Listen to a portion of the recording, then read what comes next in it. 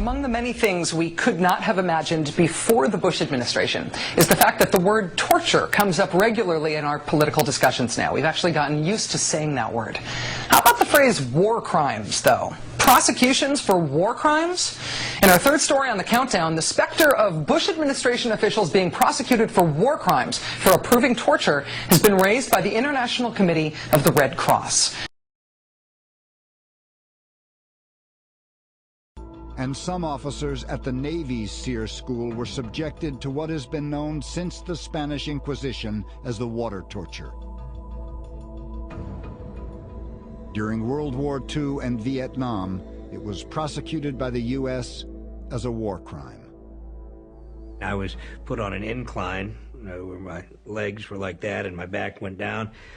A wet towel was put over my nose and mouth, and it was completely soaked, but I could still breathe. And then a question would be asked, and I would not answer, and water would slowly be poured in this. And the next time I took a breath, I'd be drawing in water.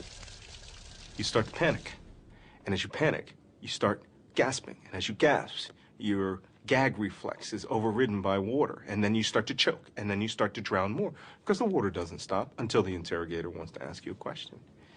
And then for that second, the water will continue, and you'll get a second to puke and spit up everything that you have, and then you'll have an opportunity to determine whether you're willing to continue with the process. I did realize that the people doing this were actually on my side, but the sensation to me was one of total helplessness, and I have had a lot of sensations in my life, but helplessness was not generally one of them. But the sensation was enormously unpleasant and frightening. It's controlled drowning. Water is entering your system. It can overload your ability to gag it out.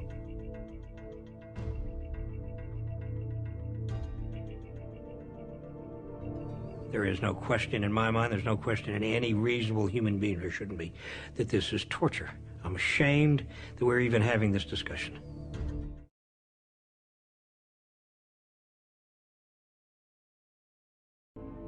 Near Kabul, in Afghanistan, in the dead of winter, al-Rawi was thrown into an unheated underground cell. Unknown numbers of men, some who ended up in Guantanamo, others who have since disappeared, were held in what they themselves called the prison of darkness. They hung me up. I was allowed a few hours of sleep on the second day, and then hung up again, this time for 2 days. My wrists and hands had gone numb. After a while, I felt pretty much dead. I didn't feel I existed at all. The occasional beam from a guard's flashlight was all that pierced the dark and frigid cells. You do not know what you're losing, like, not being able to see. You have to use your senses all over. It was a very, very difficult place to handle. It was, one prisoner said, as if you were inside a tomb, except for the sound.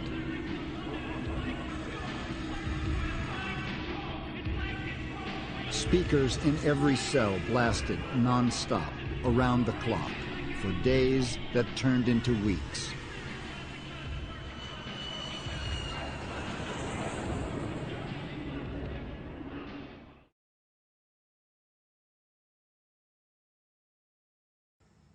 Yu's memo pushed even further, opining that anyone prosecuted for following the president's orders would be legally protected. There isn't a court internationally or in the United States that would support that theory. If you've committed a act of torture or war crime, but because you believe you're operating under the umbrella of presidential war powers, the commander-in-chief's war powers, you're immune. The commander-in-chief doesn't have the power to make that which is illegal under the law of war legal. But Jim Haynes ordered a report based on John Yu's assertions. Jim Haynes invited me to speak to him privately as to my thoughts. I said, if I were you, I'd put this in a desk drawer, never let it see the light of day again. Just let it go away.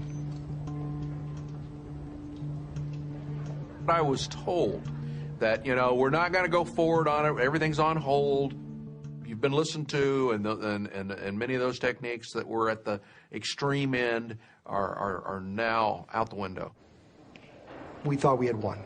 The word from Guantanamo was that the abuse of prisoners had stopped.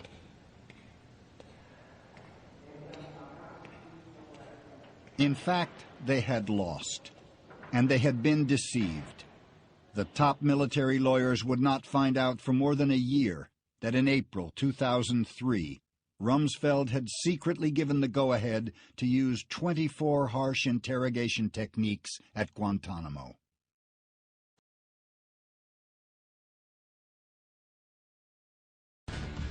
We were basically shackled to the floor, sitting like this, shackled to the floor, and you'd be sitting there. It seems like it was an experiment, just to see to what extent they can take a human.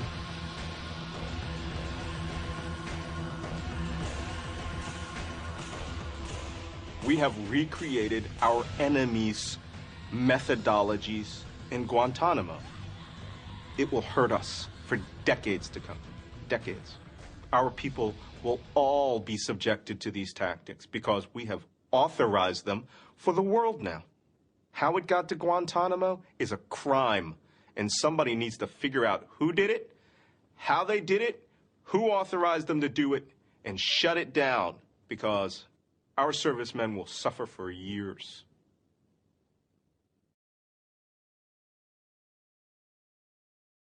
Eight days later, interrogation techniques that mirror those Rumsfeld had authorized in Guantanamo were authorized for Iraq.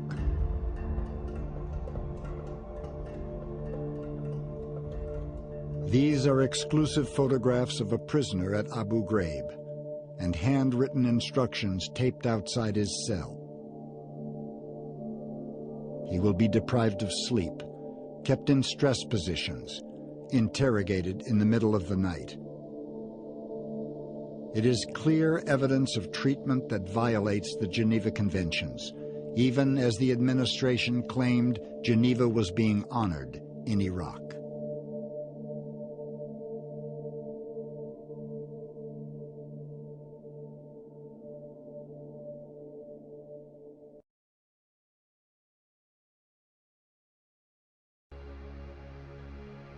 After 2 years of interrogations, with no end in sight, Bishr al-Rawi refused to be questioned again. He was labeled non-compliant and moved to Camp 5, where prisoners were confined alone at least 22 hours a day. They were not in solitary confinement, the Pentagon insisted, but simply held in single-occupancy cells. And they just leave you there in a cell, concrete cell, with nothing.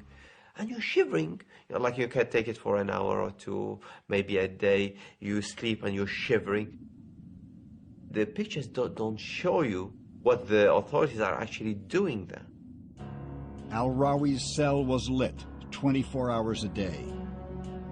At times, the air conditioning was turned off, and he was left to swelter in the tropical heat. At others, it was set to blow frigid air, and as punishment, his jumpsuit was taken away. After a year in solitary, Al-Rawi began incessantly pacing back and forth in the tiny cell, talking to himself, laughing maniacally. You push him, you deprive him of his senses, you deprive him of his of life, and then the point could come when he will just flip, and then your mind will just say, that is it, I'm finished, I'm done. His lawyers feared Al-Rawi was slipping into a madness that would be permanent. If that happened, it would be the terrible proof that even by the administration's narrow definition, he had been mentally tortured.